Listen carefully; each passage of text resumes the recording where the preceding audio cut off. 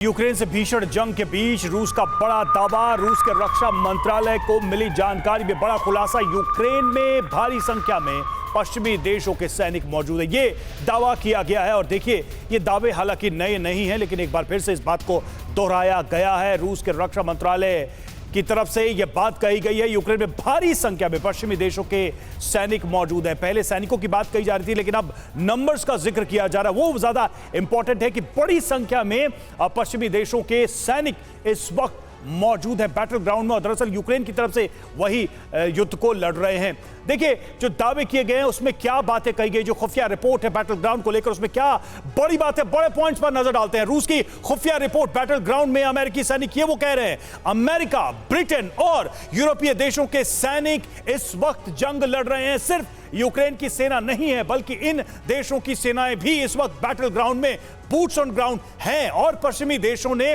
पहले एम्बेसी की सुरक्षा के नाम पर आर्मी के कमांडो भेजे थे, यानी कि अपने दूतावासों की रक्षा के नाम पर ये कमांडोज उतारे गए थे यूक्रेन में, और यूक्रेनी सेना को सलाह देने के बहाने ये सैन्य अधिकारी भेजे गए थे। लेकिन अब ये कहा जा रहा है कि बड़ी संख्या में ये सभी वॉर में इन्वॉल्व हैं, यानी यूक्रेनी सेना के साथ अमेरिका, ब्रिटेन और यूरोपीय देशों की सेनाएं, नाटो की सेनाएं खासतौर पर युद्ध लड़ रही है। यह दावा है रूस का, और यह दावा पहली बार नहीं है।